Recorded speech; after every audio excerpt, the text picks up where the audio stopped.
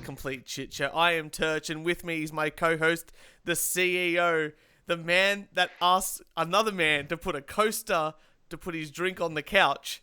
It's Kieran. How are you, buddy? I am... well, actually, I know we've got a guest on, but I'm miserable because I got woken up at 7 a.m. this morning because someone had lost their AirPods and accused me of stealing their AirPods, and I didn't. Well, bring it in for the next show, for the next rant. And I've been milking it all day. and with us... And I'm just so you know that I'm getting a $15 Ferrero share milkshake delivered some point in this podcast as tribute for the disturbances of the morning wake up call. Anyway. As you can see, we are the most professional show on the internet. And with us today, a very special guest. We've been wanting to have someone who is part of this community on the show for a very long time. Today we have Cadre on the show, and he is a furry living in Australia. So Cadre, welcome to the show. Hi guys, it's a pleasure to be on. It's a lot nicer talking to you over even just via words rather than trying to go back and forth on Twitter DMs. It never feels real on Twitter where you try to talk to people. Like even we were just having a bit of a conversation before on Skype. It was a lot easier. It's so easy to lose track of Twitter DMs. Exactly right. Well, like I said, Cadre sounds Australian. He is Australian. Yes. Plenty of Australian furs. Don't worry about that. Well, look, Kieran and I, we've always been interested and fascinated by different subcultures within within the zeitgeist and out of the zeitgeist of the general population, I guess. And furries are sort of, I reckon, right in between being, people know about them, people don't know about them, or don't know exactly what they are. And to be honest, the more stuff you sort of try to look at and stuff go into, the more I sort of learnt a lot, and I sort of didn't understand a lot. I think Kieran's about the same. There's definitely a broad spectrum of what being a furry means to everyone in the fandom. Yeah, so let's just start off with a nice easy one, hopefully nice easy one anyway to lead us in. What is a furry in your mind? What does a furry mean to you? That's broad. Pretty much anyone that sort of self-identifies as basically an anthropomorphic animal. That's a here comes the milkshake. Here comes the milkshake. Yeah, sorry. We could have started 5 minutes later, but we had to be unprofessional. I gave a warning that the milkshake was coming. Look, I think this might be the time to plug this. Tonight's podcast is proudly brought to you by Dr. Donuts. That's Dr. Donuts in Laverton, Melbourne, in the lockdown city of Melbourne. And you can get a $15 shake. That is a Ferrero Rocher milkshake. Yes, I know it is a lot of money, but it is bloody worth it. So back to furries. So what does... God damn it, Kieran. So what does a furry mean to you, Cadre? It's basically anyone who sort of chooses to identify that way. It doesn't matter if you have a suit or not, if you have any art or not, if you identify personally or just have characters. It's just sort of about making friends and getting along in the community. So we're not talking about, hairy men, right? No, but we're not talking about small hairy men who go, I've got a lot of hair on me, so I'm gonna say I'm a furry. No, but you'd be quite popular with some of the furries for that particular trait. Big hairy men. What about short hairy men? I'm in that category. So when do you mean identify as a fur type character? What do you mean by that? I mean, are we talking obviously we're not talking about human being. We're talking about the Italian community in Melbourne. We're talking about animals in particular, aren't we? Yeah. So everyone sort of starts out with an animal that they like. And it's basically, I mean, yeah, you have people that like it's what it's called feral. It's animal quadrupedal animals that are able to speak, think, and interact with the world, sort of like people. But you have anthropomorphic animals, which are animals in human form, which you might be familiar with, like Zootopia. They're Okay, anthropomorphic animals. Yeah, like almost like a Bugs Bunny type character. yeah, exactly. Yeah, All right, that's correct. yeah, that's it. Amazing. And your character, how did you like? What is your character that you self-identify with?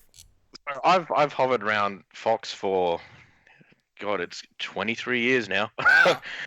October 31st, 1997. That was when I first saw. I don't know if you're into the video games much.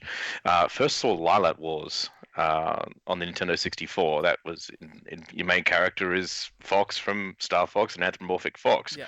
and I was 10 years old then, and that was just such a I want to be all about that moment. It was just like a landmark moment where that's so cool. That's what I want. That's what I'm interested in, and that's it. But I mean, there was interest before that. If you look back at sort of the '90s kids shows, animated shows, they're just absolutely rammed full of anthropomorphic animals, both like animals of farthing wood in animal form, and then things like the Legends of Treasure Island, or obviously your Looney Tunes cartoons as well. It's just everywhere. So October 31st, 1997, you see this Fox character, and basically I'm summarizing here so you can correct me, but you go, wow, this is pretty cool. Now, I'm assuming you're a kid at the moment at 1997. Yeah. Did you know, was it something like kids like to play characters? I'm sure there was points where I was like, oh, I want to be Daffy Duck for the day, or Bugs Bunny, or I'm going to play like that's pretty cool, or Donkey Kong. But this sounds like it was a little bit different. This sounds like you were like, whoa, this is something that like I don't know how to put this in words, but like, whoa. Yeah, it was definitely like a watershed moment. Like, because I remember the reason why it's so specifically October 31st is because it was Halloween and we were going out trick or treating, and I was like, no, I'm not doing that. I'm going to stay back and play this game and watch more of this character, well, characters as well, because there's obviously more of them. And then when I played Smash Brothers, that just sealed it. Like, you can play as Fox and move around as Fox and see how he moves as like a human with like animal physiology. It's like that just sealed the deal for me.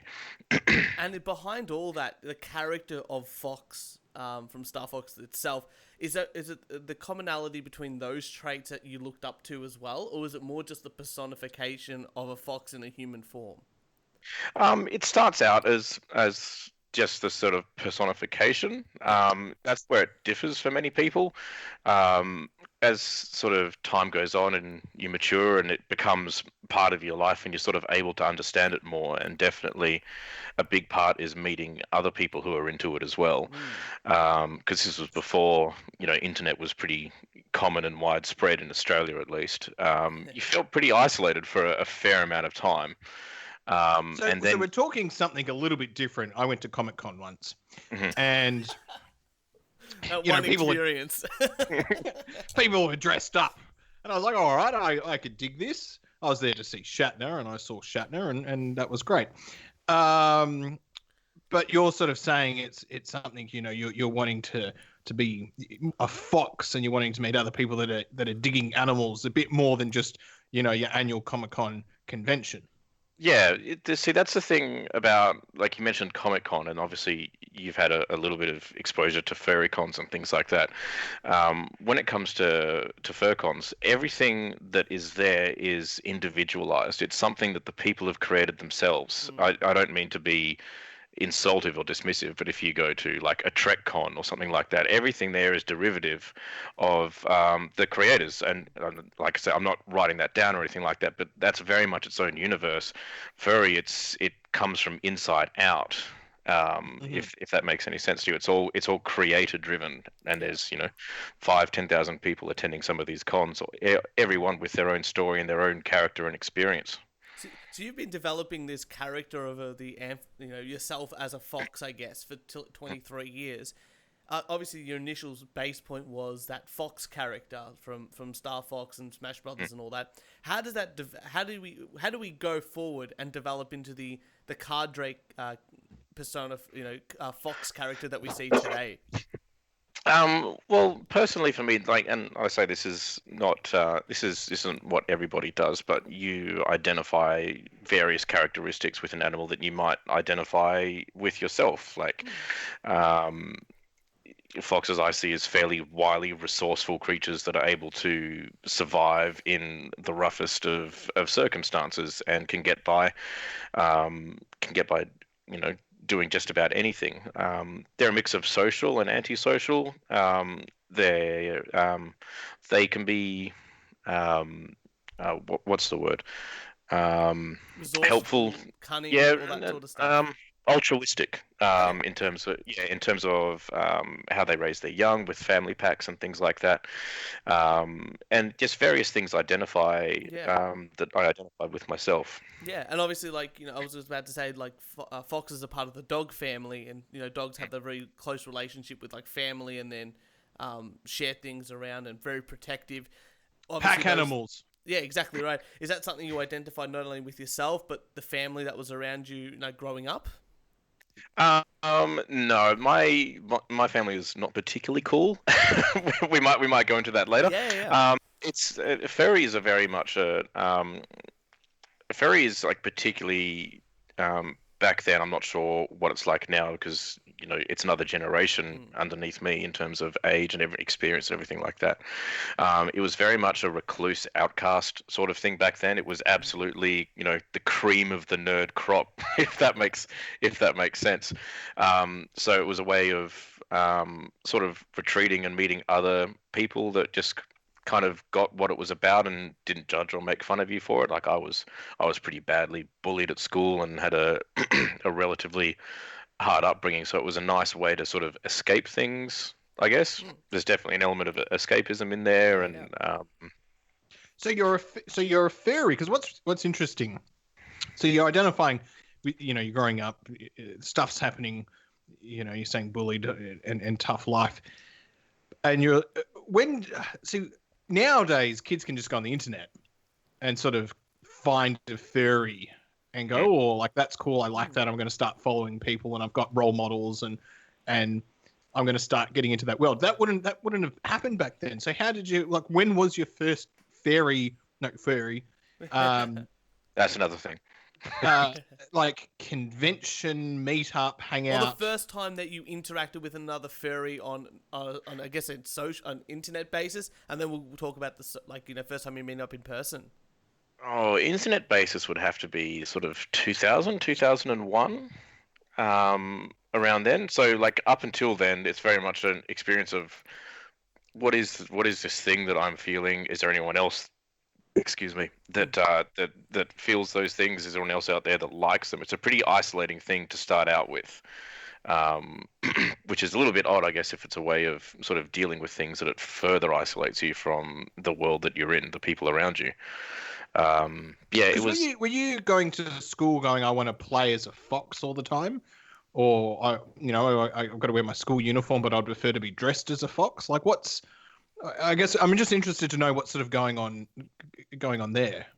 There's definite sort of imagining aspects of things like that, like liking to picture yourself as that physical form for sure.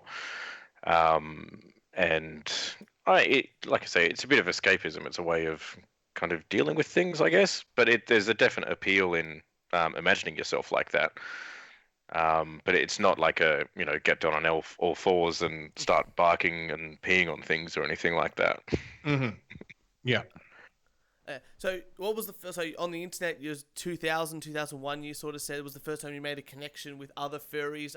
Was it in Australia based or overseas, or just you don't really know? It was just sort of something you came across, and it's like, yeah, I'm going to start talking to more of these people in this community. The majority of furs that you meet online are in the United States. That's where the sort of weight of the furry population is. I'd sort of class myself as sort of second or third generation, if you want to look at it like that. Like furry's been around since, well, obviously it goes back in fables and fairy tales hundreds of years, that sort of thing. But in the popular sort of modern culture, you're looking at late 60s, early 70s. If you're aware of Fritz the Cat or Albedo Anthropomorphics. Yeah, so I watched I guess a documentary part anyway by what's his name, Frederick, like Down the Rabbit Hole. He did a whole Yeah, yeah. sort of thing about that. Oh Sort of yeah, thing. I was going to recommend that to you, but yeah, you Yeah, picked it yeah, up. that's one of the things I watched, and that sort of sparked my interest of like trying to talk to someone that was part of that community. So yeah, so the Fritz the Cat was the first thing, and that was about the like mid to late 60s and then into the 70s. Seems like the 80s was when the fursuits sort of come around, in that sort of Yeah, regard. that's Furry started, sort of the original Furry started up using Usenet, like, prehistoric internet based on, military project stuff. And there were actual, paper and pen mailing lists and everything like that. Like people wrote letters to each other, but you sort of had to be in the know to start out with that, I guess. That's like early 90s sort of thing. And it's interesting to see that I don't know, you might have come across the term grey muzzles, the elders in the community. No, Um, no. that's the terminology for them. Enlighten. Oh, they're just like older furries that are, probably now approaching 40s or 50s, Yeah. that basically set up the framework for all the community today. Amazing. And when was the first time that you met another person, part of the furry community that was not in person? Probably 2004, 2005, So not too around. far after. Like, I mean, we're talking within a 10-year span of you going, yes, this is what I really like, to be able to find someone in person to talk to, I guess. That's for a subculture that wasn't really, didn't have a big notoriety at that point in time.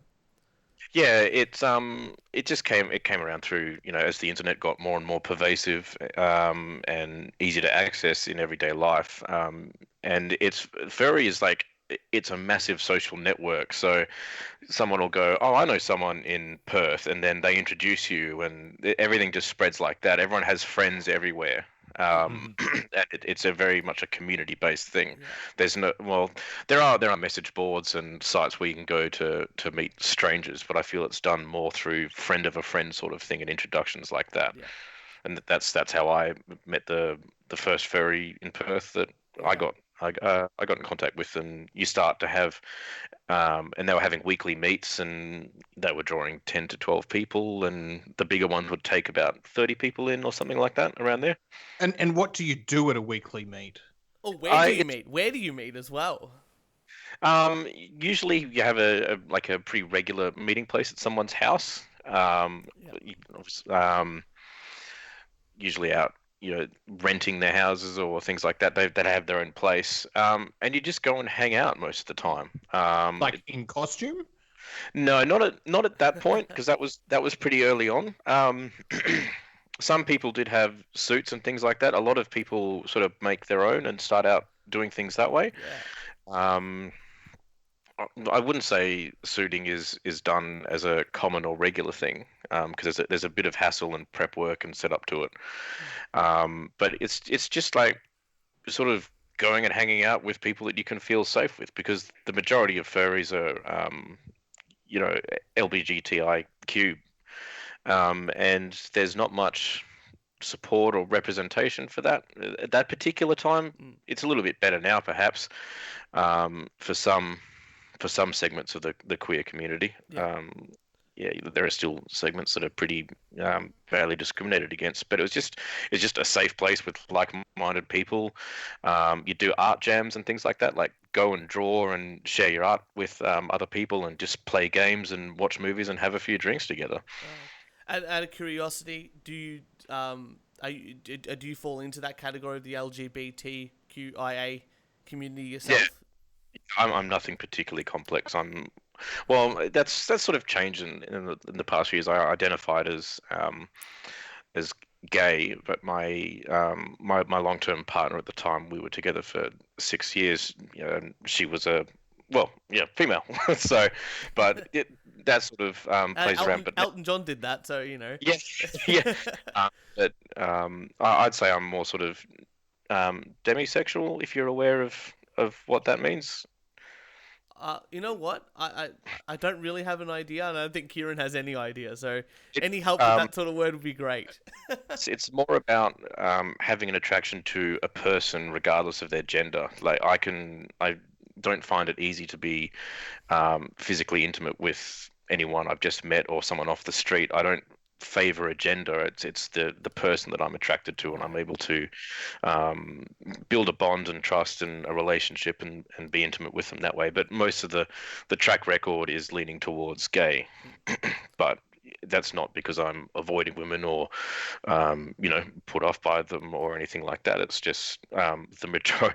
That is one definite thing, is the majority of the people in the furry fandom are male. Yeah. I was gonna say, just avoid women, mate. I got a fiance. Jesus Christ, sometimes. And I put my foot in it the other day because I said that she said that she looked terrible, and I agreed. That's an amateur move. Oh yeah. I may have added value to that statement of hers. She listens to the podcast, so I'm sure I'll get a text message when she gets to this point. Shout out to Sherry. Now, so from what I'm hearing, is it just sounds like you're a bunch of people hanging out. But the I guess the not caveat, but the thing there is you've got this interest which society is still. I think society is probably a bit better now, but especially back then was just like, oh no, you can't like, you're 15, you're 20 years of age or something like that. Maybe it's not age appropriate to get into what might be considered kid stuff.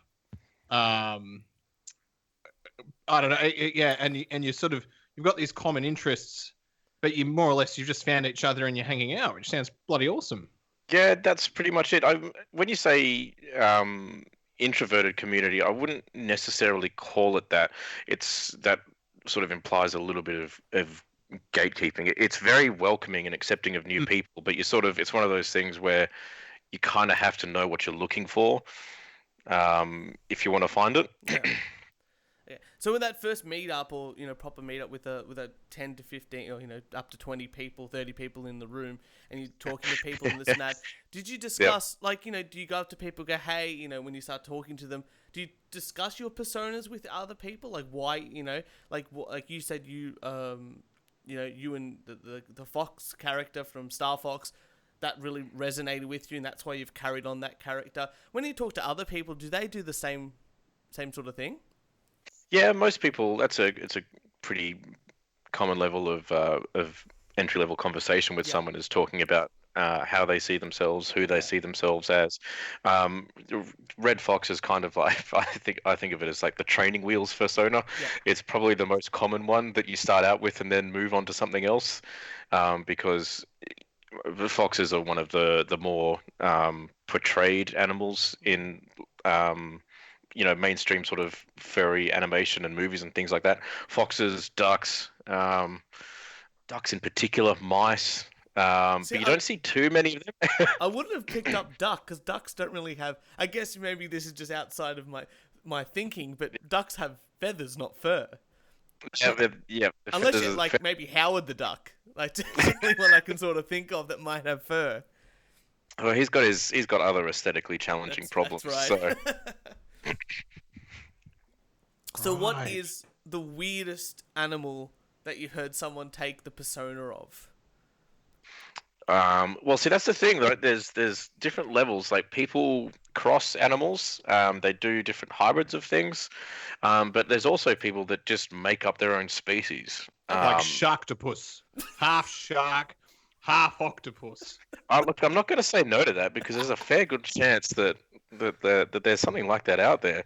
But you get some pretty incredible art and designs of people who've just made up their own animal. And do you ever, out of curiosity, do you ever like meet someone, they're like, yes, I am a bear, or whatever it is, and you go, mate, that's, I've known you. That's a gorilla. That is a gorilla, You not are a not bear. like that type of character at all. Like I can never see you in that character. Does that happen at all? Not for me personally. Like I've sort of learnt to respect who people want to portray who they are. Like because fur is, there's furries living on every continent of every race and every gender and every, physical size you could come across. So it's very much you respect the identity of the person of who they choose to be. Is there, and I'm taking this in a slightly different direction, a RuPaul's Drag Race of furries? In terms of what, like cross dresses or like just white people? Just, a show where you get competitors in and they've got to do challenges and they've got to go up the catwalk. We could put this together. This sounds This could be it. This. And would that also work? Well, they do. At cons and things like that, you do have like fursuit shows and fursuit games, which are incredibly amusing to watch. Like things you basically just play kindergarten games, like tunnel ball and things like that, because you've got no vision and no dexterity. It's awesome to watch. See, I would love to see it. That'd be amazing. So obviously you have a fursuit, I believe. I've had a friend kind enough to loan me their old one while mine is being made. I just sent off the duct tape dummy for it on Thursday. So fantastic. Hopefully within a. So first of all, how do you? I mean, do you help with the design? Obviously, with these fursuits. Yeah, so it's a pretty involved process, and it's something that like 10, 15 years ago, your fursuit would cost you $1,000 to $1,200, $1,500 US. Now it'll be 10 times that. Wow. And the sky's the limit in terms of what you want to do. The design process, basically, how I started out with mine is so you can have partial suits, which are just basically head, paws, feet, and tail, or a full body suit. And then you can do body mods, like have digigrade legs, like sort of dog legs, if that makes sense. So you have to do foam padding in particular areas to give that appearance. There's furs that like to have big bellies or other exaggerated parts of their physicality, big ears, things like that. Wings are pretty wild to try and replicate. And then you get into sort of like you could call it case mods, like fiber optic and LED lighting. Cool suits involved, because obviously it's a bit warm wearing an animal carpet the whole time, so you can have full body cool vests that circulate coolant through and fans inside them to get yourself going. But my mind was just like, hey, I'm thinking about doing this. These are the pictures of the particular animal that I quite like. I've changed recently to a color morph of a red fox, which looks fucking badass. It's a silver fox crossbred with a traditional red fox. So the points are black, but then there's like vivid orange highlights that come through. And then I just say I'm after a full suit with just normal plantigrade legs, and she's like, yep, cool. You do a payment plan. I'm doing a payment plan because I'm poor and can't afford the $7,500 US straight up. That's what 10 grand US Australian, give or take, right? Yep. So oh boy. Yeah, so just been paying that off since December, and COVID's for anyone out there, I'll tell you, COVID's a fantastic time to buy a fursuit, because a lot of the people who have queued up to buy them, there are some makers that have queues for commissions that are 3 or 4 years long. Oh jeez. But a lot of that has evaporated. Like I shopped around and searched and sent inquiries for 4 or 5 different makers. And then after the corona stuff started happening, 2 of them emailed me back and said, hey, everyone in my slot has vanished. Would you still want to take the commission on? So there you go. Even corona's affecting the furry world and the furry economy. So you said, this is a work of art. Yeah, it is. There's a huge amount of talent and skill that goes into creating them, because I've been thinking about it a bit recently. I don't think I'm not sure there's anything else you could say where you dump that amount of money on someone through PayPal who you're probably never going to meet, who has to make you a custom bodysuit when they can't be there to physically measure you. Like, it's a tremendous act of blind faith and trust in the person. Oh, that's. I mean, I've worn a fancy dress costume before. Jeez, that's I've seen you in a gorilla suit, buddy. It's not a good look for you. it's custom made would have been fantastic. Now, so you say you're borrowing your friend's suit at the moment. Is that another Fox costume or Fox fursuit? Yep. Yeah, it is. Now, between the two, I mean, obviously it's not going to perfectly fit you, but it's going to be close enough, I would just assume. Out of curiosity, I mean, with this COVID time, one of the things that I would be worried about is that, it might smell. How much do you spend on dry cleaning? Everyone sort of has their own cleaning routine for these things. Yeah. We're actually pretty fortunate. The suit actually fits me really incredibly well, which is excellent. I mean, I think his is. I think it's 7 or 8 years old, so it's been around for a while. And that's the thing; they degrade over time as well. They're a finite thing that you do have to renew at times. Generally, the head you just wipe out with isopropyl alcohol and ventilate really well. Yeah. Have to brush the fur pretty much after every outing. But there are, as things get fancier and like 3D printing and microbial, antimicrobial foam and things like that, you can do certain things to make them a bit more long-lived. The suit aspect themselves, like the bodysuit, most of them you can put in the washing machine on like a gentle cycle. Just don't want to do it too often though. Gentle cycle. Yes. Yeah. Inside out, gentle cycle. Brush them down afterwards. You can use. I feel like I should be Febreze. getting some laundry tips from you. Yes. You can use Febreze if you're caught in a pinch, but that does it does degrade the base of the actual fur itself, so you will start going bald. Just a side topic. Mm-hmm. How often should I use Febreze on my clothes? Oh, I don't know. I'm a fabric softener to put it in regular laundry. Just hearing that you don't want to use Febreze too often, I'm like, Well, I haven't used Febreze in a good 3 years actually, so thank you very much. Look, I don't want to put you on blast here or anything like that, but that doesn't look like a $10,000 hoodie you're wearing. So go nuts with Febreze. It's a very comfortable hoodie. The lady that makes your suits in Vietnam, Kieran, when you go there, she'll tell you how often you should Febreze your suits, I think. I can't understand her. I think if you're having custom-made silk suits in Vietnam, you probably want to be Febrezing them every 20 to 30 minutes.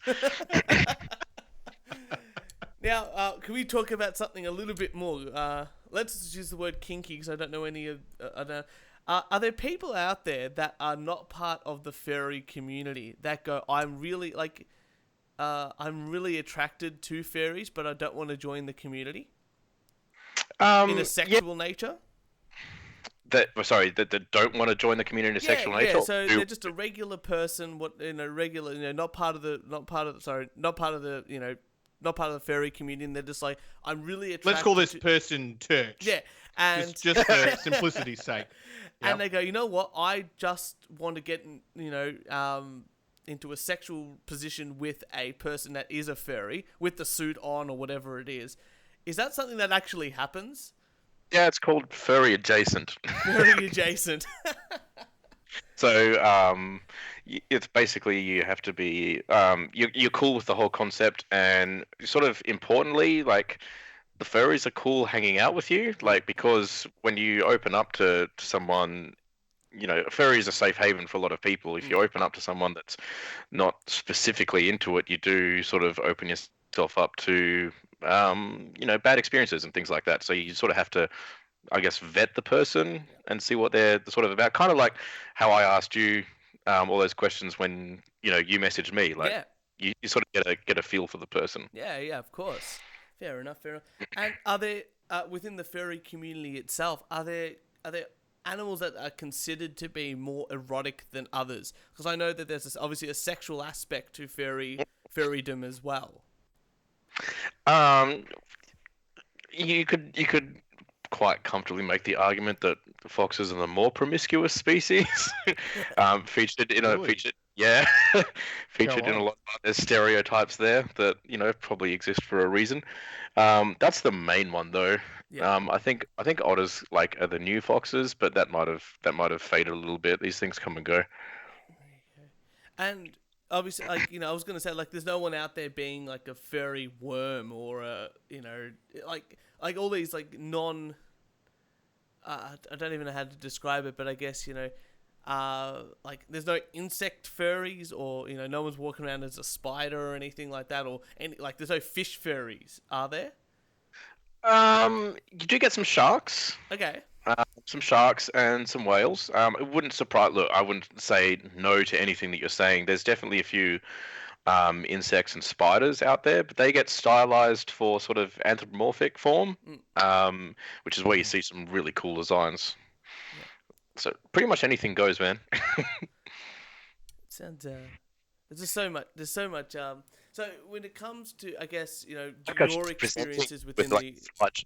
Oh, sorry. I feel like I should be presenting this with a slideshow, and I should have researched it to show Hey, you. well, look, it's one of those things we try to get people on the show to talk about their experiences, because your experience is just a small part of a larger community, and it's better to go of your own experiences rather than just we can go online and find like a general overview, but your experiences. But for us, we want to go to the source. yeah, exactly right. That's right. Kieran, you got some questions? How often do you dress up as how often are you in your furry costume? I'm in the honeymoon period where I'm all for it. So, I Wait, hang on. You're in Brisbane, aren't you? Sydney. Sydney.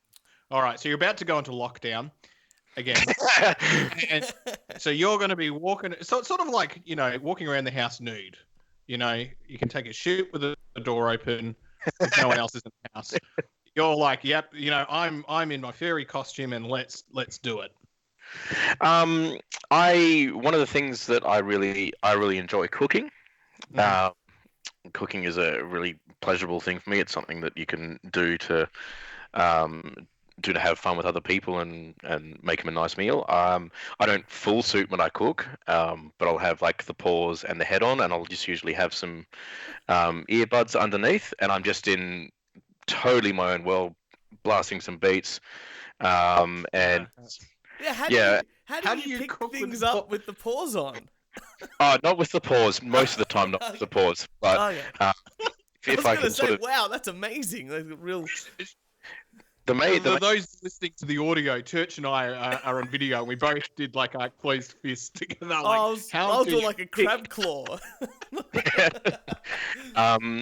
there's the main thing is the vision, because it's essentially like looking through two cardboard tubes, like two toilet paper rolls, with mesh over the end. So is your suit like, are the eyes where the eyes would be on the fursuit itself, or are they located on a different spot of the mask itself?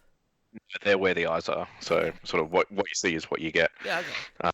You get to be pretty good at learning how to do things just by feel and knowing where your hands are and things. I've become really good at cutting things just by feel. I was gonna say you would lose a lot of that peripheral vision, which is super important to walking around and all that sort of stuff. Yeah, you do lose nearly all your peripheral vision.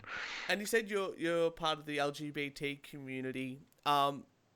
You've got a partner at the moment that you said, if I'm just remembering correctly. Are they part of the furry community as well? Yeah, absolutely. Like I couldn't be with someone who isn't part of that community. It's such an integral part of who I am, and it's very rare. Well, I wouldn't say very rare. It's rare for me to have a normie friend, like, if that makes sense. Yeah. Like I have acquaintances at work I get along with, but there's a distinct wall and mask between what I let them see and everything like that. But all the stuff we do, like hang out on the weekend and do things and go out during the week, it's all with furries. So let's say Church and I are on a road trip, Mhm. and then we're like, hey, we're going to stop in Sydney, and we ring you up and we're like, hey, we're in the neighbourhood, and you say, come on over for dinner. Well, actually, A, would you say that? And then B, would you be in your furry costume? Oh, I'd be happy. I'd be happy to do that. For that. Yeah, all right. No, I'd be happy to do that. Are the costumes heavy?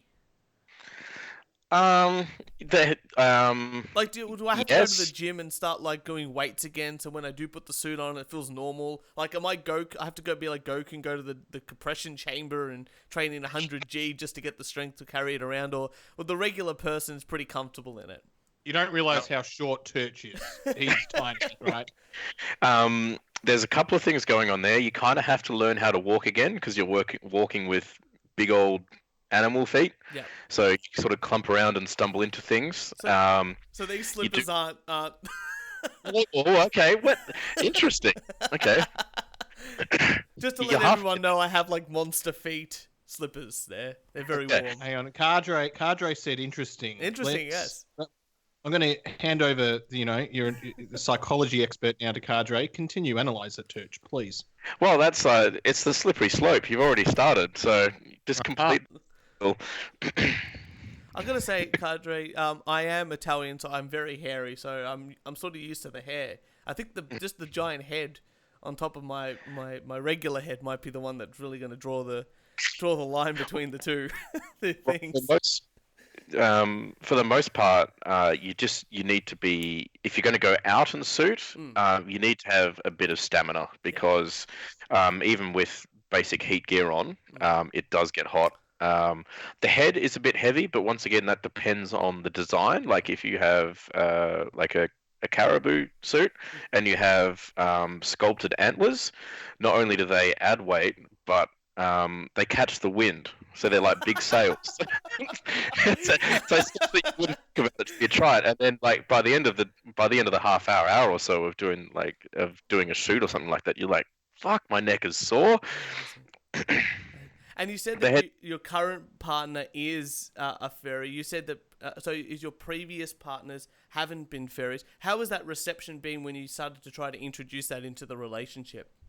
No, sorry, they've all been furries. My mistake. So when so I guess that my next question is going to be a little bit more spicy.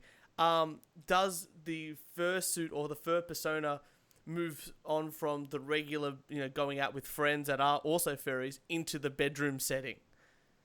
For me personally, it does. Yes. It's not everyone. I'm not going to put a figure on it. Because everyone does their own thing, and that's not my place. Anecdotally is fine. Anecdotally. For him, it's 100%. Yeah.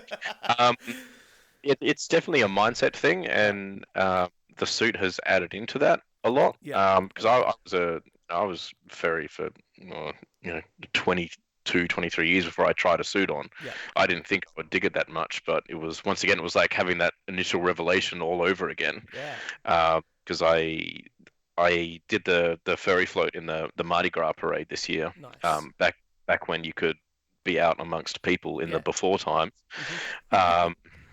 And there is nothing that I would hate more than being on a truck having thousands of people watch me out of suit, but in suit I fucking loved it. Yeah. It was a complete mindset change. So how does that is it just do you get into the fursuit and then you get trying to get intimate, then obviously you take it off, or is pardon my French, is there a flap on either side for these sort of activities to occur?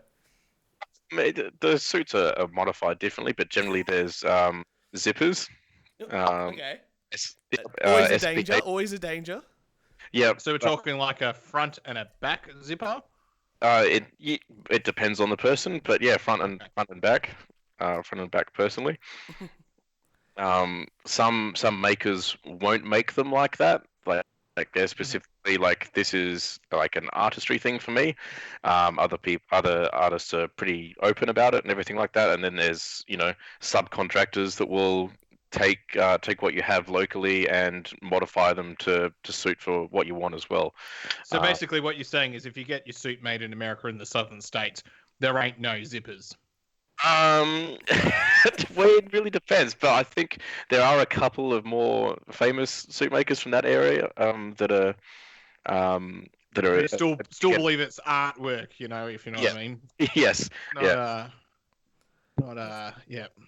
And how did you initially introduce, like either before the fursuit, how did you introduce the your fursonas into the, if I've gone too far, just let me know, but how did you start to is it a role play sort of action, or is it a both pretending or using your alternate names? How do you start to introduce that sort of stuff into the bedroom? You have a pretty good idea of this is me personally. You have a pretty good idea of sort of where the lay of the land is before you get into bed. There is role play involved, and sort of, I guess, the normal sort of texty, flirty chat thing that everyone does with people of interest. So you know where who's interested in doing what and how and everything like that. Most of us, perhaps, I'd say the majority use furry names to refer to each other. Okay. Yeah, it's because that's the name you've chosen, and that's the name you want to be represented by. It's your sort of idealized persona, basically. Yeah. So it's I don't like calling people by their real names, if that makes sense. It's something that always amuses me. If you get into a serious argument with a furry, you start using their real names. Like, that's when shit's serious. It's like when your mum starts using your middle name. Yeah, when the old middle name gets dropped. Yeah. Ooh, that'd be funny. Okay, right. Does your family know that you're a furry? Yes, but that wasn't my choosing. So Right. So it's not like, I'm assuming you being demisexual, you've sort of maybe told them as well. Did it sort of happen all at the same time, or was there different points in time that did the furry persona come after telling them about the demisexuality? Well, the whole sexuality side of the furry for me was the furry thing was there before puberty happened, so it became entwined with that. Obviously, like, sexuality awoke, and the furriness was involved in that from moment one. Like, I was furry way before I was having sexual thoughts or anything like that. Yeah. It's I guess it's a little dark, but this is like a not atypical experience for people in the community. But I was out of the house for a weekend with a friend, and my parents had their suspicions that not all was as it seemed on the surface, and they went through my entire room and found my little stash of furry adult material, which, look, I'm going to say was well hidden. It was like taped inside a manila folder, taped under like a false floor under a drawer. So you had to take the drawer out, like investigate the drawer, and then the secrets were revealed. So it was a pretty invasive personal search. Jeez. And they had a pretty awful, shocking reaction to it. Like, and I talk about how how long I've been interested in furry, and that doesn't make being a furry at that age any easier, especially when you're discovering what you like sexually, and who you're attracted to and what you're attracted to. There's a lot of stumbling blocks in that procedure, a lot of self-loathing involved, and they had for non-religious people, they had a very sort of stereotypical religious reaction to it. So, like, I came home at the end of I didn't come home at the end of the weekend. They rang me up and said, we've found what you've hidden in the drawer.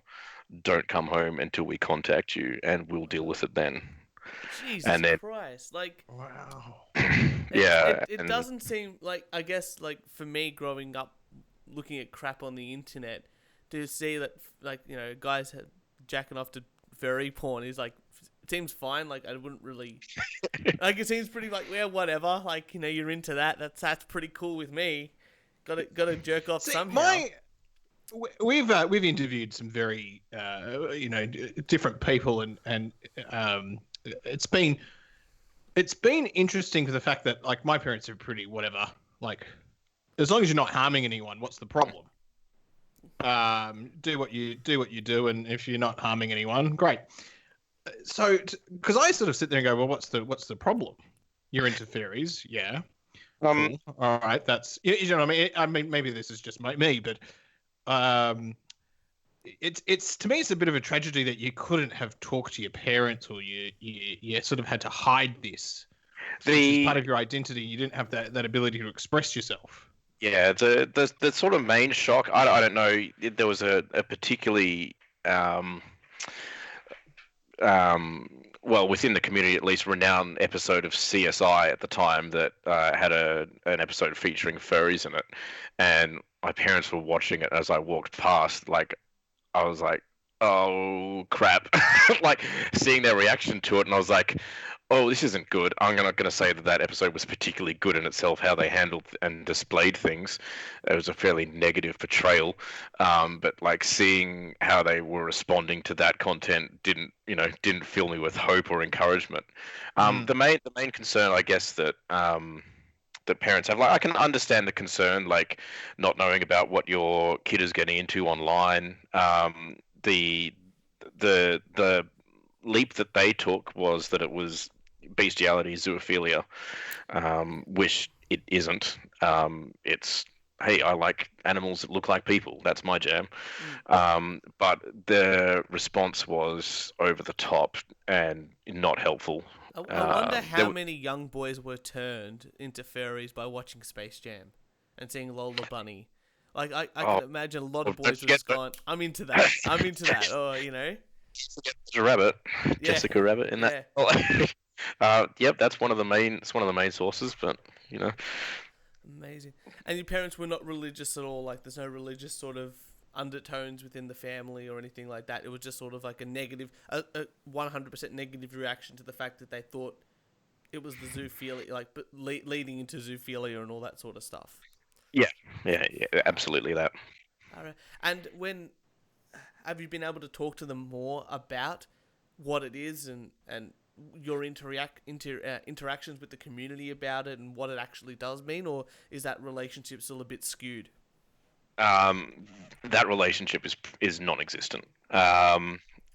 Their reaction was, we're going to save you from yourself. This is, something to be ashamed of. We can't let it continue. And I was 18 by this point. I finished high school, was in uni, working part-time. When I say part-time, I was working 26 hours at a night job as well as studying full-time.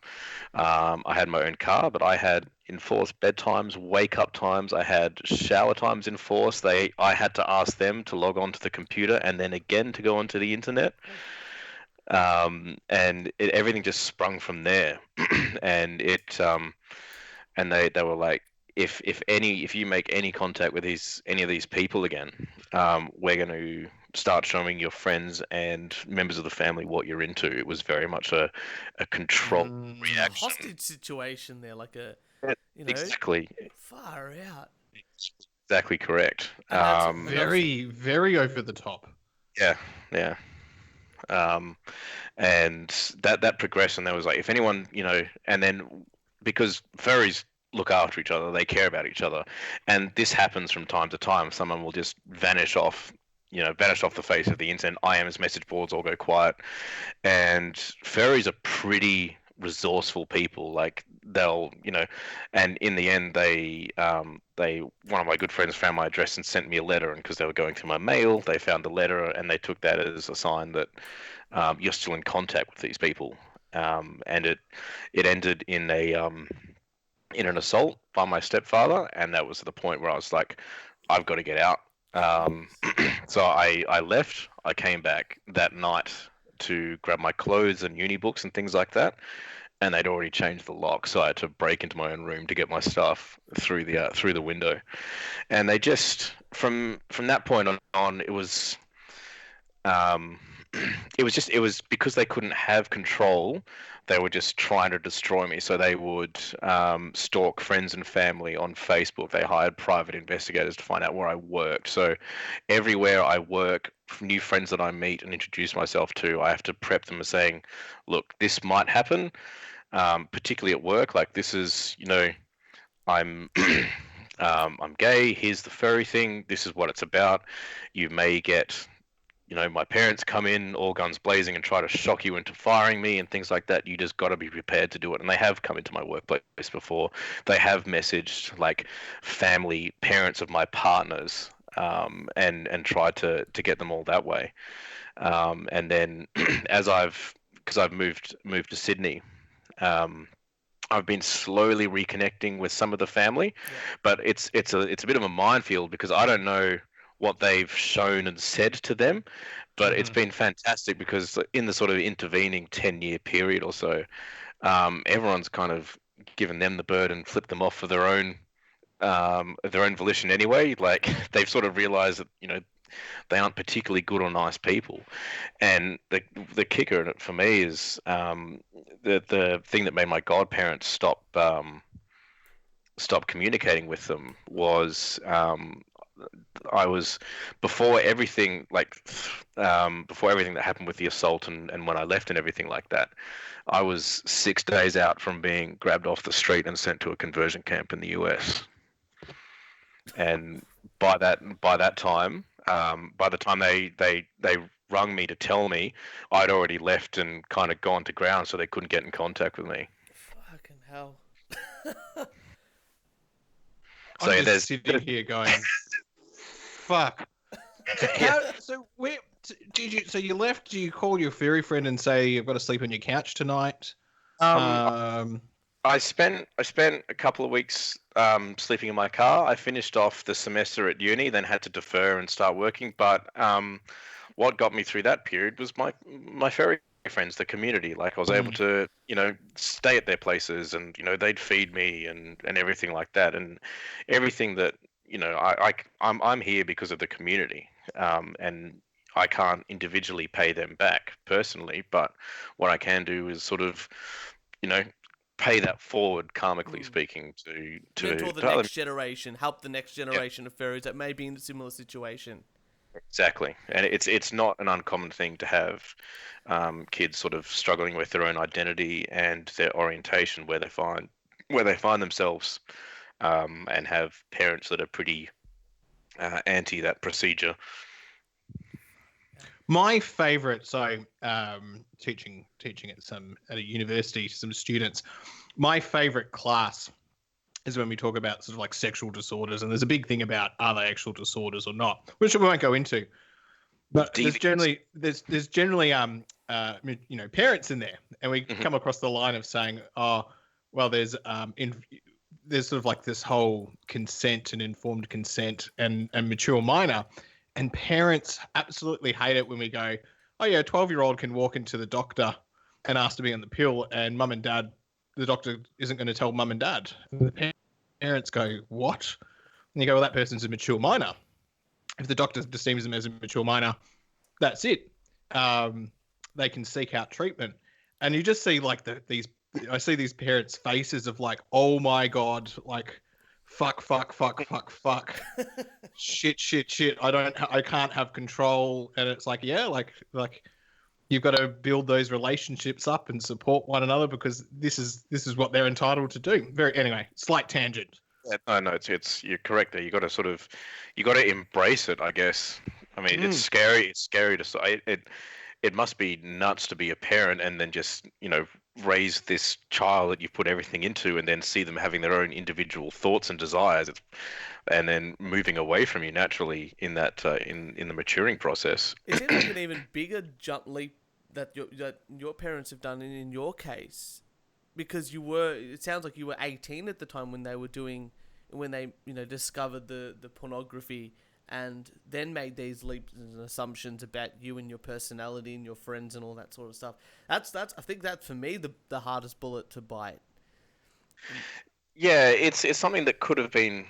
It definitely could have been handled with communication, and this wasn't at a point where I was confident in myself either. So to have this reaction, a big part of me thought, yeah, they're right. Well, what 18-year-old is confident of that, Yeah, exactly.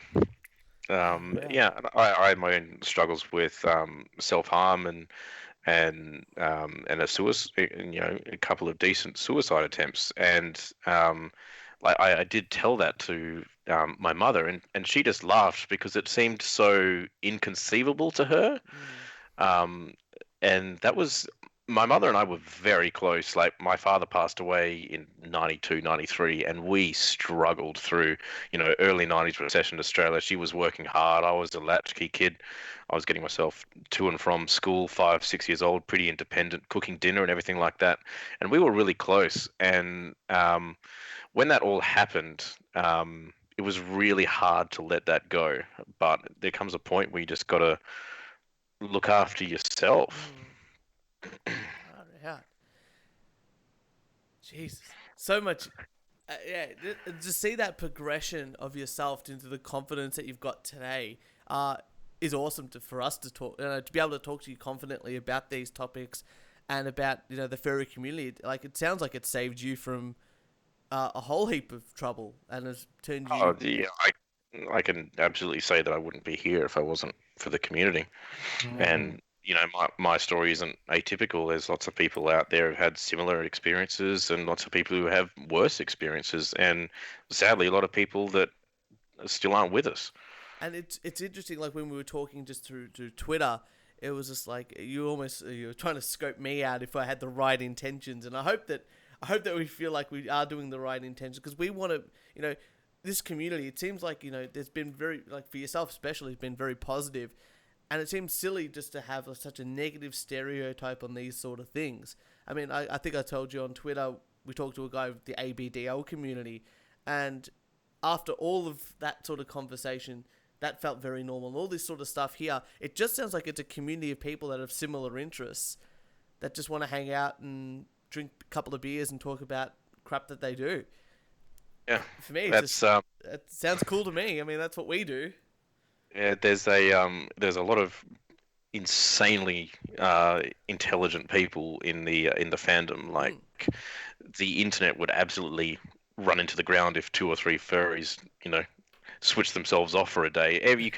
Any profession, you will have furries at the absolute echelons of the limits, like pilots, doctors, architects, city planners, financial. Percentage-wise, what is it? What do you reckon it is? Who are people who are into furry? Yeah. I'd say like of the queer population, maybe 10 to 15%. Yeah. It's pretty rare to find. I would say pretty rare. It is. The heterosexual furries are in the minority. I won't put a percentage on it or anything like that. I deeply wish there was more female involvement in the community, and a bit more heterosexual involvement as well. But it is largely a safe space for people of queer nature. And why do you think that is? Why do you think there's been like a big influx of, I guess, bi or gay or demisexual men that have joined this community rather than the heterosexuals or women of all sexualities? It's probably about just. I'd say, it's kind of like The Simpsons, nuts and gum together at last. Like, if you're a heterosexual man, you can go out and do whatever you want, Yeah. You don't have to worry about what other people might think about you, what other people might perceive of your actions. But, if I, roll out in the street in my fursuit and things like that, Yeah. you get second glances, and when you tell people what you're into, and if you leave them to discover the fandom on their own, that's where you can have the negative reactions like my parents have. It's very much a thing that I don't know why there'd be there is a definite link to people in the furry fandom being queer identifying in the first place, but I wouldn't really like to draw a conclusion about why they are. I think they're probably people that at the least spend more time trying to decide and understand who they are. They're probably people more adept and prone to introspection and soul searching and trying to find ways to express themselves purely because like I'm a white 30-year-old dude. Like I can go out and present as a cis man and not have any discrimination. But there's queer people of color who have to go out and put on a face and be presentable, and women as well. They have to behave by societal norms. I don't have it I don't have it bad by any means at all. Mm. But if you're going to represent yourself as furry, you kind of got to figure out how you do it and how that meshes in between your normal work life and your private life when you're at home and your social life with your friends. Yeah. And with all this COVID stuff, I would say, like in Australia, with Victoria anyway, we've just been mandated to wear masks. If it does happen in New South Wales, what's stopping you from wearing the mask everywhere? That would be the perfect time for me to introduce to the community. Hey, furries are actually not only super fun, exciting people, but we're COVID safe. There's been a little bit of talk about that actually, like if the heads are actually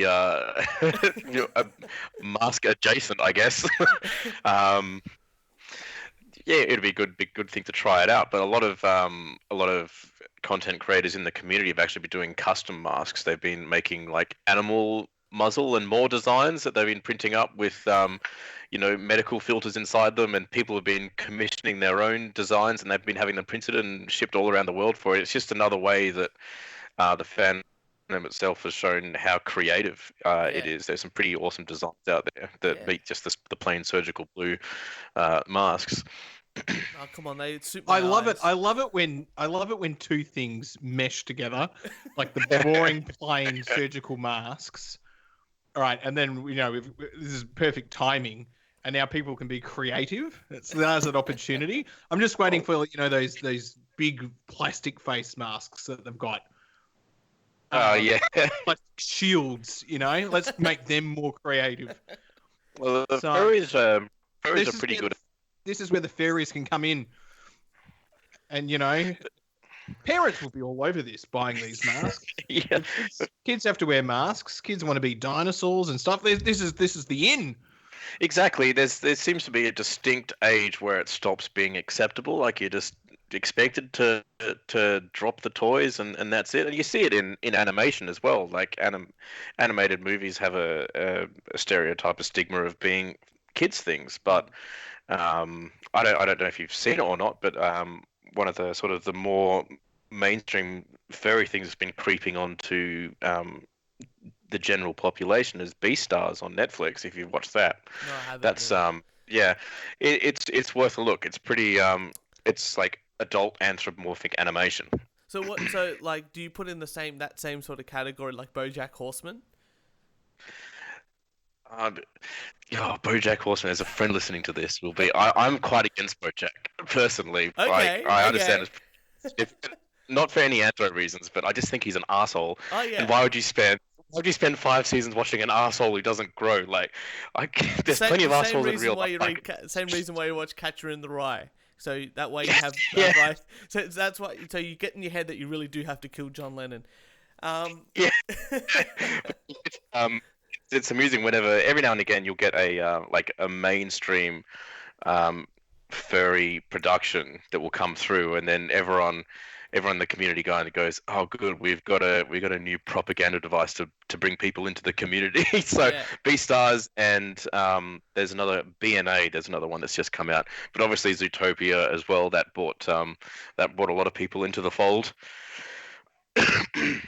It's amusing. You get a like a sort of a wave of new recruits that come in whenever, like, because obviously some people have the same experience that I have when you sit there and look at how the characters like interact and move and animate, and you just go, that's pretty cool. I want to be a part of that. Yeah. Well, Turch had the same feeling. He saw me one night at the pub and went, "Oh my god, this is my podcast partner.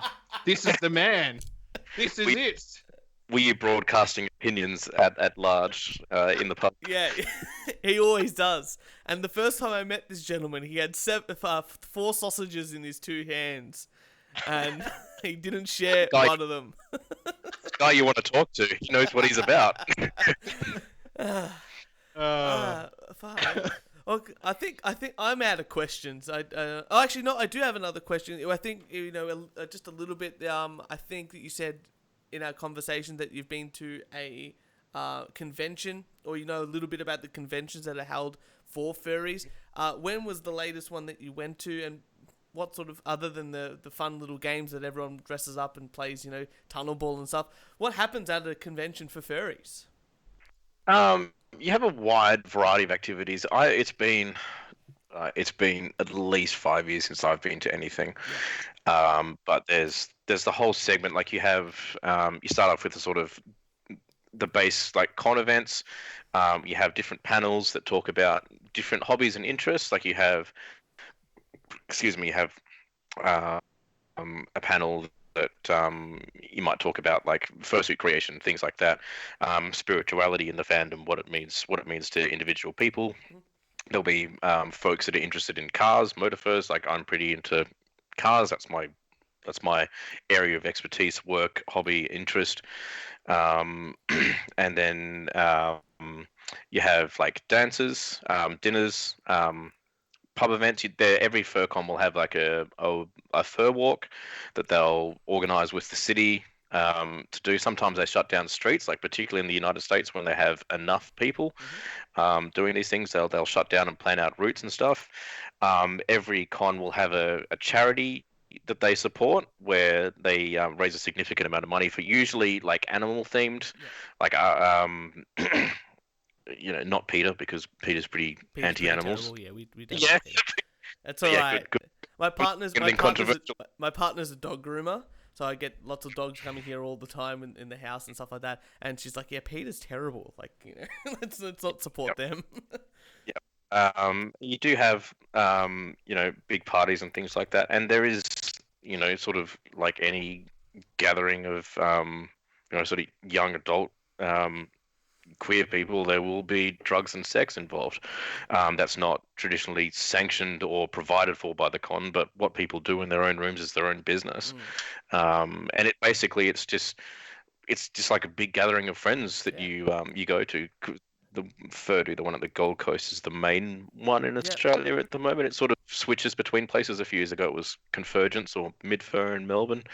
But it's been quite a few years since I've been involved. Most people go to the big ones in the States. In the States now, well, they did in before and times. What's the comparison of people, like, how many people would go to one in the United States compared to, like, what was the last Melbourne one? See, and I just want to jump in for a second. I like scientific conferences that have about 100 to 150 people, right? They're good. You can get the drinks and the party. It's nice and fun. The conferences that are like 2,000 people plus, forget about it. Forget about it. Don't want to know anything about You'll it. probably not want to know anything about it then. Okay. Furry last year was approximately 800 people, which is a pretty big turnout for Australia. And let me just look up one of the major US ones. I think that's like, I just look up the like page. 2,000-3,000 people at something like that? Probably more. Wow. I'm just looking up the page. It says cancelled, which is a little bit depressing. 9,358 in 2019. Jesus. With 2,132 fursuiters. Wow. So that's 20% of them rocking up in fursuits for the day of the whole convention. That's amazing. Yeah. That's awesome. And you talked about drugs a little bit. How prevalent is drug culture within the furry community in your experience? I'm not particularly interested in it. I'm not anti it. It's just not my thing. Yeah. I don't mind a little bit of weed every now and again. That's fine. That's about as exciting as I get. It's there. It's not all pervasive. It's not aggressive or in your face. It's just one of those things where it's like, it's there. You can do it if you want to. I'd say it's not a tiny minority, but it is probably a minority of the community that do it. But it's pretty common. What you're saying is there's more at Cherry Bar on a Saturday night. Probably. Probably more at a gay bar than the furry community. Well, it's probably a bit hard to do lines with the head on. That's true. You're gonna have to have nostril hose as well. It could be custom designed in the suit. There probably is. I wouldn't be surprised. Look, it has been an absolute pleasure. Well, there's only one more thing I want to ask. Is that you've been Cadre, you've been absolutely fantastic. You've answered everything plus more than we could ever imagine. But I would like to know from you. I think you said you talk to people and like some. if you had to help us assign an animal for ourselves to be a furry, to join this community, to help us assimilate in and choose an animal, what animals would you think to help us to go along with? What would you assign us? Well, I couldn't do that. That's your choice. But the classic way to do that is to sit someone down, and watch something like Zootopia and sort of nudge them halfway through. I'm going to do it. I'm going to Turch. You're a monkey. I'm assigning you a monkey. That's got to be racist at some point. I think this is the personal monkey first. I don't get it. Like, you're so close to people. Come on, shift further away. Something high energy, but you got to sit someone down and watch something anthropomorphic and just like quietly ask them, what animal would you be out of what's on screen there? That's the Kieran, easy way to sort of I'm looking at you. shuffle someone. I'm feeling like you're a duck. I'm feeling A duck? a duck. I'm feeling that. I thought you were going to go pig, so No, I'm no, happy no, with... no. Come on, that's an easy joke. You want to avoid pig for police likenesses. You want to go boar or something like that. But Yeah. it's about what you want. Some people base it off physicality, but it's about sort of identifying what you feel like. And I wouldn't be comfortable labeling you with something. But it seems like, Tersh, feels like I'm preaching to the choir here. Like you're already halfway down that yellow brick road. Just keep going.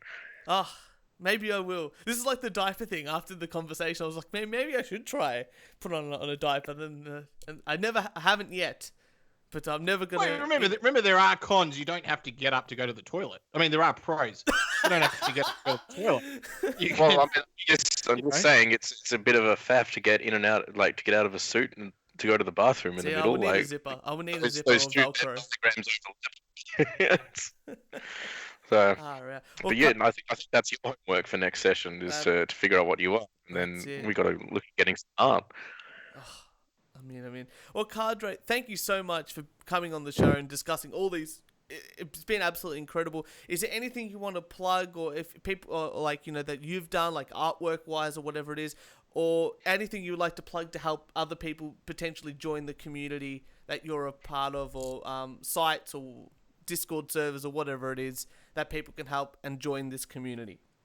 I guess there's been a fair amount of focus on the Black Lives Matter movement. There's been a lot of artists and content creators in the community that do charity streams to direct funds to various charity streams, both locally for Indigenous people, and obviously the whole dumpster fire that's America at the moment, and just there's so many there's so many causes that are worthy to donate to, and it's just kind of trying to spread too little butter over too much bread to try and push for anything. But personally, anything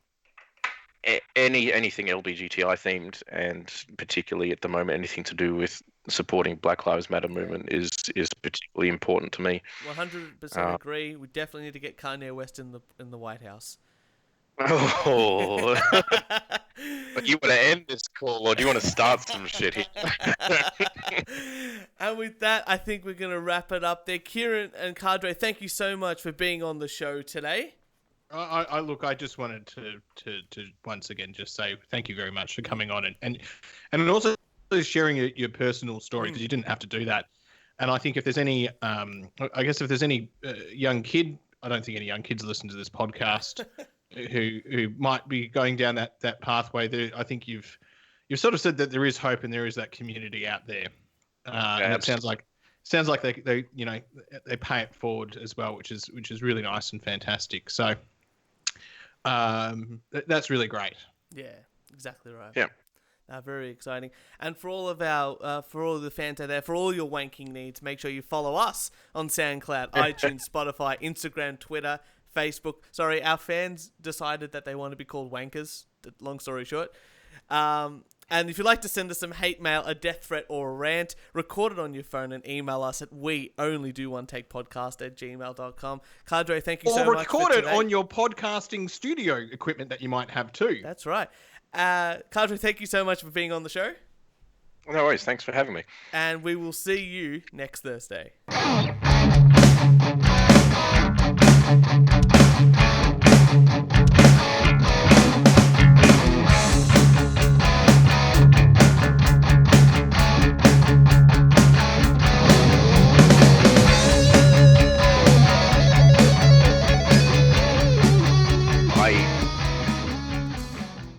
Seriously, dude. Yay! Very good.